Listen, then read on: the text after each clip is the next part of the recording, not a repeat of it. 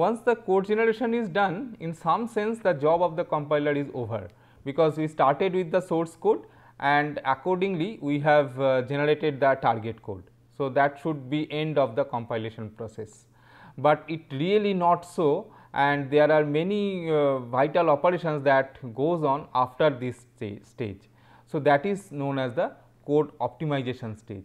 Now, why this is very vital? This is vital more so because this whole compilation process is automated, and like if I am given a piece of source language program and I am given the opportunity to do hand coding of each instruction into machine language statements, then possibly I can do a much better work, because we can visualize like where is the scope of optimization. But when I am doing template substitution sort of translation, then there is very much possible, it is very much possible that some operation that we have done in the previous template are to be undone in the next template to do the next job done. So, for example, suppose I have got I have stored the value of y plus z into a memory location x. In the very next instruction, I have to load that value x into another CPU register. So, instead of doing it like that, maybe I can just store, I can keep a copy of that x into the CPU register, so that in the next instruction I do not need to copy it again from the memory, get it again from the memory. So, that way, so we have to have some sort of optimization. So, this is the most vital step in target code optimization, and if you look into the type of research work that is going on in the domain of compilers. So, before this optimization, so remaining part of the process, so they are fully automated. So, there not much scope exists for research on that, but this code optimization, there are many there are lots of scope for improvement and lots of scope for doing further research and all. So, most of the research works are centered around this code optimization phase, but to come to the code optimization phase, we have to do the previous stages, starting with lexical analysis up to the target code generation. So, that part has to be done anyway. So, these automated steps of compilers, they generate lot of redundant codes that are that can possibly be eliminated. So, this will be more clear when we go into the intermediate code generation. You will see that we generate lots of temporaries, and those temporaries are just used in the next statement, and possibly that temporary could have been eliminated. Okay. So, we can merge many of those temporaries together. So, there are a lot of redundancy in the code. Okay. So, many a time what happens is that from the intermediary code that is generated, it has got a branch statement which makes a jump or say go to some level L1, and coming to L1 we find that there is another go to L2. So, in the first place itself, so we could have made it as go to L2, so that this another extra jump can be eliminated. So, these are all sources of code optimization that can be done, but the code optimization is very difficult in the sense that it takes time. So, if you do not optimize a program, then you will see that the compiler runs much faster compared to the case where we have got we ask the compiler to do the optimization, and often compilers they have got different levels of optimization. So, it is not uncommon to have say about 4 levels of optimization, and the user can specify up to which level the compiler will do optimization. Though in this particular course we do not have scope for going to code optimization part, but you must keep in mind that this is one of the basic job that almost all the modern compilers they will have in it, the optimization part. So, for the purpose of optimization, the target code that we have, so or the machine code that we have, so they are divided into basic blocks. So, it is difficult, like if this entire chunk of program is machine code is given to the optimizer and the optimizer is asked to do the optimization. So, it becomes very difficult.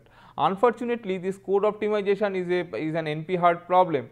So, if you give it any code optimizer, so if you give it a big piece of code, so it will not be able to do a good work. So, what is done is that we divide this whole program into basic blocks. For example, we can say that suppose I have got a statement like say if A greater than B, then I have got a block of statements else So, here I have got a number of statements, else another block of statements. So, it may be like this. So, this block of statement and this block of statement, so if you look into them, you will see that they are of this type. So, they have got a single entry point and a single exit point, whereas this if then else statement, so it has got its structure is like this. So, it has got a single entry point, but it has got two different exit points. So, it can come up from the then branch, it can come up from the else branch. So, it can come up from this point or it can come up from this point. So, so this particular structure is more complex compared to say this structure. So, when we have got a program or a machine code program, so we analyze the program and identify this type of blocks, the basic blocks. Okay. So, they are called basic blocks, and any basic block, so you can say the code is divided into basic blocks, and a basic block is nothing but a sequence of statements with single entry and single exit point, and we do local optimization within a single basic block. So, this total optimization process, it can be divided into two phases, local optimization and global optimization. So, local optimizations are much simpler and global optimizations are more complex. So, first as I said that the compilers may have different levels of optimization. At the lower values, lower levels of optimization, maybe it will do only local optimization, and as you go to higher levels, so it will do both local and global optimizations. So, local optimization, it will restrict its view within a single basic block only. So, it will not look across the basic blocks. So, that way if some variable is reused in some other basic block, then that is not taken care of in this case. So, it is all local optimization. So, a typical example of this optimization is, suppose I have got two statements like say x equal to y plus z into r, and after that we have got another statement m equal to say x plus z into r. Now, between these two statements is z into r. So, this part is common. Okay. So, this is known as common sub expression. So, this is known as common sub expression. So, a typical optimization that the compilers do is to identify these common sub expressions and evaluate those common sub expressions only one. Like here, if I have got if I take a temporary variable t1 into which we compute this t1 equal to z into r, then we write like x equal to y plus t1 and m equal to x plus t2, x plus t1. Then what happens is that this multiplication we do only once. So, we save in terms of the CPU time. So, so this is the so this common sub expression. So, when we talk about local optimization, we look for common sub expression within the basic block only, and when we talk about global optimization, we look across the basic blocks. So, so across the boundaries of the basic block, we try to see whether the variable common sub expressions are existing or not. So, this is just a typical example. There are many other optimizations points at which these local and global optimizations can be tried out. Now, so most important source of optimization are the loops, because of the reason that say if I have a loop, say I have got a say for loop, say for I equal to 1 to 100, I have got a block of statements. Now, you see that if I can optimize this portion, okay, and if I can reduce the execution of this block by say 1 millisecond, then since this loop is repeated 100 times, so I have a total saving of 100 milliseconds. Whereas, if the loop was not there, then my saving was only 1 millisecond. So, this way whenever there is a loop, and particularly nested loops, so if you can optimize at the innermost level of the loop, then that has got the greatest impact on the overall optimization of the program or overall execution time of the program. So, that is why most important source of optimization are the loops. So, loop optimization is very common, and most of the compilers, they will do some loop optimization and to come up with optimized code. Other optimizations are like algebraic simplifications. Like algebraic simplification, a typical example is, suppose I have got an operation like say x equal to 2 into y. Now, this 2 into y, so multiplying y by 2, you know that this multiplication by 2 can be implemented by shifting y by 1 bit, shifting left by 1 bit. Similarly, whenever it is a power of 2, like say x equal to say 16 into y, so you know that I have to shift y by 4 bits to multiply it by 16. So, this way we can, so whenever we have got powers of 2 for multiplication, we can change it to shift operation. So, that is one possibility. So, that is one algebraic simplification. Then elimination of load store. So, sometimes we as I was telling that if in the previous instruction I have computed the value of x and stored in the memory location x, and in the very next instruction I am again trying to load the value of x into a CPU register. So, it may be better that we keep the x value of x in the CPU register itself, so that I do not need to load it again. So, this load store optimization, so this can also be done. So, these are various sources of code optimization, and there is a huge scope of doing something to the generated code or optimize the generated code, so that we get lot of performance enhancement for the generated code. So, next we will be looking into the module for symbol table management. So, as I said that symbol table management is, the symbol table is not directly part of the code that is generated. So, apparently it seems that this is an something extra that we are doing, but this helps in the compilation process. So, by definition symbol table is a data structure that holds information about all symbols defined in the source program. So, it has got all the symbols. So, symbols are like say variables, constants, procedure names, function names. So, they are all symbols. Or if the gotos are supported in the program, then the labels. So, all of them, so they are symbols.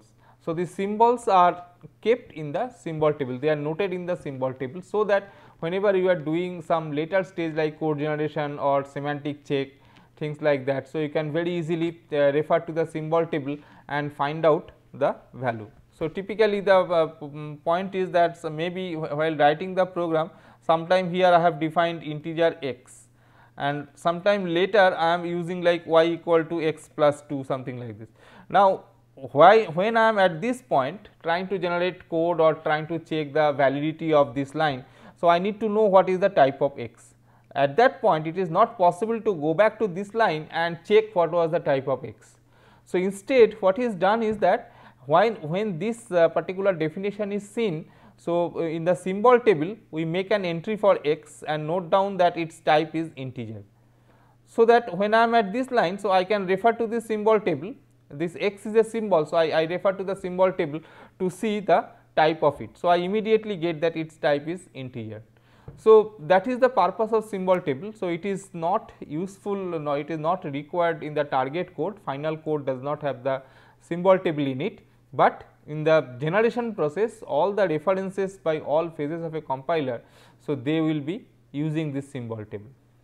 Typical information that we store in a symbol table, so they are like this name of the symbol, type of the symbol, size of the symbol, relative offset of variable. So, relative offset means from the start of the program at what address or at what value the particular variable comes.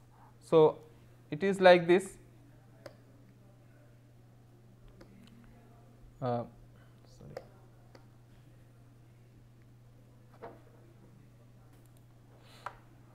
It is like this. Suppose I have got a variable. So, suppose I have got a program. So, here it starts with the say integer x, then integer y, and sometime later I write like x equal to y plus 2. Now, you see if this is my program, then when the code is generated for this x, y, etc., so there will be some valid memory locations. So, if this is my memory where this program has been loaded, suppose this program is loaded starting from memory location 1000, okay. And if x is the first variable that we have here, so and assuming that x integer takes 2 bytes. So, the bytes 1000 and 1001, so they are dedicated for x. Similarly, 1002 and 1003 they are dedicated for y. 1002 and 1003 they are dedicated for y. Now, at some point later, so when I have got this x equal to y plus 2, suppose this statement is coded here. Now, whatever code that I put at this point, so it has to talk in terms of these address values 1000 and 1002, and so that so because x y does not have any meaning here. So, I have to talk in terms of this these values 1000, 1000 and 1002. So, this is valid if the program is loaded from location 1000. So, tomorrow if the program is loaded from location 5000, then these values are to be 5000, 5001, 5002 like that. So, what is done, the compiler at the time of compilation, it is not possible to know at which address the program will be loaded. So, what we do, we assume that the program is going to be loaded from address 0, okay, and with rest, so from or the 0 is the start of the program. So, from that point onwards, where exactly is x defined. So, what is that is called the offset. So, since x is the very first variable in the program, so a offset of x is 0. If the size of integer is 2, then y is defined at the second address. So, the 0 and 1 they are occupied by x. So, 2 will be occupied by y, 2 and 3. So, offset of y is 2. So, this way we can compute the offsets. Okay. So, this offset computation is done, and accordingly we can the code generation stage, it can refer to this. So, symbol table can tell us like what are the offset values. So, this is the this information is stored in the symbol table. So, relative offset of the variables, like with the starting with the program, at which distance from the beginning of the program is the variable stored. So, it is generally created by the lexicon analyzer and syntax analyzer phases, and sometimes this syntax analyzer also uses this symbol table. Lexicon analyzer also sometimes uses it, like say suppose whenever it lexicon analyzer, whenever it finds a another definition of x. So, whether the x is already defined or not, so that has to be seen. So, duplicate definition checking and also if that may be required. So, they need to refer to symbol table, and we need to have good data structure to minimize the searching time, because this symbol table search is very common. So, most as you know that whenever we have got any table, the type of operations that we are doing in the table are insertion, deletion and search. So, more generally these are the three operations that we do, and in case of symbol tables, so you see that insertion is common, but insertion happens near the beginning of the program code when you are analyzing the program.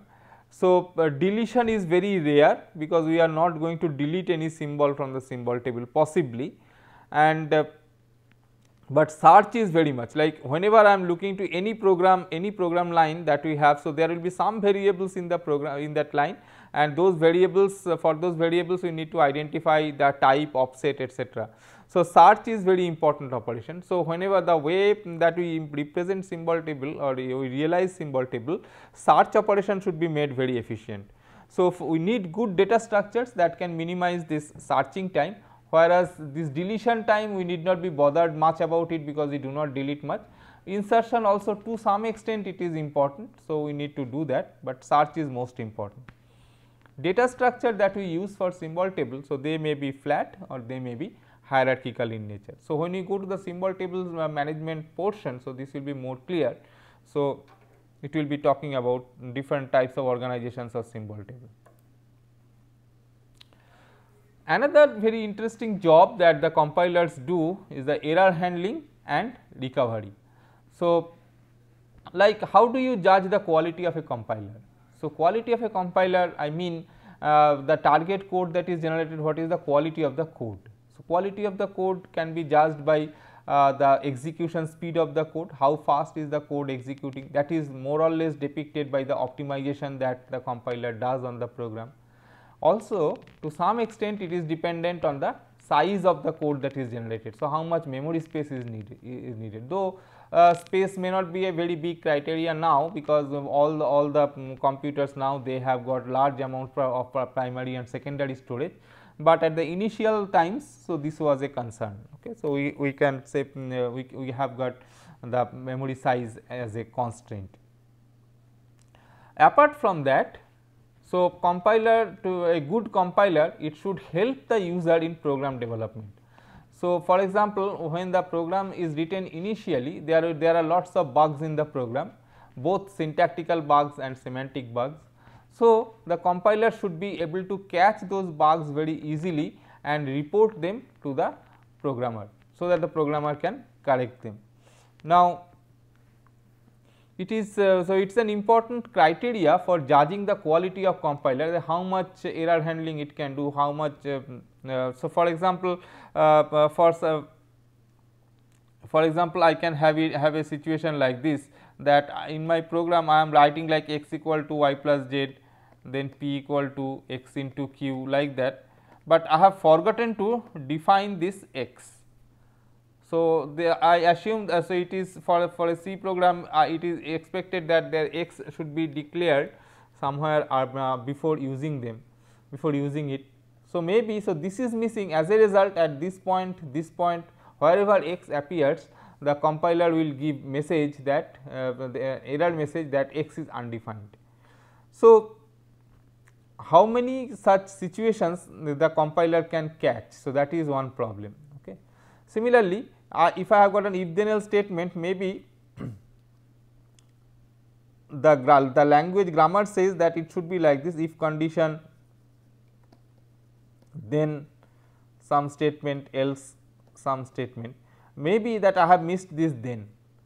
Okay. The compiler should be able to catch it, and then it should give me the information that okay, this is not there, the then is expected. So, it should give a hint also. So, it is not that telling that there is an error at line number 30. So, that does not help much. So, it should give me an information that then that the compiler was expecting the token then where it got the error. So, then in that case the programmer can very easily identify the situation. Otherwise, it is very common to look at the error list that a compiler produces, and the programmer says, no, I have done it, why the compiler is giving this error. So, it is definitely there is some problem, but it often becomes very much confusing for the programmer from the type of statement, type of messages that the compiler generates. So, it becomes confusing for the programmer to identify the actual source of error. A very common thing is that so some programming languages they want that all the statements they should end with a semicolon. Now, if I miss this semicolon and the next statement starts, now a compiler ideally it should tell me that a semicolon is missing, but if the compiler cannot pinpoint that situation, then what will happen is it shows some error at the next line. Okay, because it takes that as if this assignment statement is continuing. So, it will try to take whatever tokens are coming after this. So, they are also part of the assignment statement. As a result, the error message that is given may become confusing. So, it is not a very easy job. Okay, it is not a very easy job to identify or to guess the type of errors that a programmer or a user can do, but a good compiler designer should be able to do that guess. Okay. So, accordingly it should be able to identify the proper messages that it should flash to the programmer. So, that is the thing that the compiler for semantic error. So, there is a type mismatch and all. So, in that case it does not the program does not violate the grammar of the language. So, in that case it can proceed. So, it can proceed, the compiler can proceed, but if there is a syntax error, then we will see that the parser or the syntax analysis phase itself enters into an erroneous state from which it cannot proceed further. So, it needs to undo some processing which is already carried out by the parser for recovery. As I was telling that in that if statement that the then keyword was missing. Now, what to do if the then keyword is missing? So, we will see later on the when we go to the parser design, that there are several strategies for handling it. So, one possible strategy is to go back a few tokens and you come to a state as if you have not seen the if statement at all. So, this entire if statement you skip. Okay, so, that may be one possibility. So, that the parser which got stuck at this point, it can come back to a descent state and from that point it can start again. So, the parser also enters into a erroneous state, and in that case it needs to undo some processing already carried out by the parser for recovery. So, some more tokens may be needed to be discarded. As I said that if every sentence ends with a semicolon, maybe the parser will simply look for a semicolon character until unless it gets a semicolon token, it can go on discarding whatever token the lexicon analyzer gives it. Okay. So, that to come to a state where it has seen a semicolon token, and from that point onwards the parser knows that there is a new statement. So, the parser can start accordingly. So, some tokens may be discarded to reach a descent state from which the parser may proceed. So, this is essential to provide a bunch of errors to the user. Now, why so much of complexity? The point is like this: suppose I have written a program and this program is very long, so 10,000 line code, okay, and there is an error at line number 10. Okay, so, this is my line number 10, there is an error, and when I give the program for compilation, it gives me that there is an error in line number 10. I correct that error, again give it for compilation, it comes up with a statement that there is an error in line number 12. Again after correcting line number 12, it gives me the next error. So, if it goes like this, then you see the amount of effort that the programmer gives, immediately the programmer will tell, can the compiler not give me a full list of errors that is there in the program, so that I can correct all of them and submit it for compilation again. So, why so many time going back, editing and then again submitting like that? Okay, so, that is very important. Okay. So, so what happened is that at this point maybe the compiler has come to a state, the parser has gone to a state from which it needs to do a recovery. So, if it cannot do recovery, so it can stop at this point itself and then go back. Whereas, in case of but to show further errors, so before the user has corrected it, so somehow the parser needs to recover, it needs to recover from this state and do the and then again proceed, so that it can catch this other errors also in the program. So, this is very common. So, this recovery process is very important, so that it can the parser can come to a descent state from which it can proceed. So, if I say that every statement ends with a semicolon, then this line also ends with a semicolon. So, parser can simply ignore all the tokens till the semicolon and then start working from the next line onwards. So, that looking into this semicolon, it will understand that okay, now possibly the effect of the error is gone. So, I can start processing the next line. So, that way it can identify the errors that are there at line number 12 or some other future lines. So, this is very common when we have got these compilers which produces a list of errors.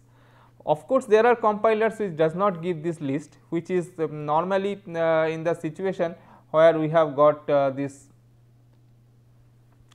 IDE or integrated development environment, where this editor and compiler they are together. Okay. So, this is it comes up with a screen, and in the screen there are portion. One is the editing part, this is for the edit, this is the edit window, and this is the compile window or run window, compile, run, etc. Many tools have got this type of interface. So, here I have written the program and then I give it for compilation, and it may say so maybe if it identifies an error on this line, maybe it will just come up with it will come up with this particular line, it will highlight this line and maybe a few characters here, which is the probable source of error. So, in this case it gives only one error at a time and the user corrects it and then it again goes for compilation. and then maybe now it finds that there is an error at this point. So, this is also there. So, instead of producing a complete list, so it can just show the next error position. So, that can also happen. So, but of course, if I am having a very large program, then this is not a very good approach, because there are large number of errors may be there. So, the many iterations of corrections will be they have to be carried out for getting the program syntactically correct. So, recovery is essential for a bunch of errors to provide a bunch of errors to the user, so that all of them may be corrected together instead of one by one. So, this is very important that we should do. Now, what are the challenges that are faced by a compiler designer? Now, apparently it seems that this compiler design, so it is not that difficult. Okay. So, if I tell you very frankly, so suppose I have got a well designed language, then design, and I have got a very good idea about the target machine onto which I am going to generate the code. It should not take a very large amount of time. However, the problem that we have is that languages, they are also very complex. They have got many interesting features, many interesting functions can be specified there, and the target machine also has got many important different type of facilities. So, if we can exploit those facilities, then we can have very good code generated. So, these are the challenges that are faced by a compiler designer. The language semantics, like the functionalities that you can specify in the language. So, that makes the programmer capable of writing different types of programs with different meanings. The compiler designer has to understand, has to generate code accordingly. The hardware platform that we are having. So, so hardware platform, as we vary from one machine to another machine, the architecture itself changes. So, naturally we have to do that. Operating system and system software, what is the underlying operating system? So, many of the operations that these programming languages have, for example, some programming language will allow you to do some file handling operation. Now, the underlying operating system, so that will also that will implement this file handling by some methods. Okay. So, normally they are done by means of system calls and all.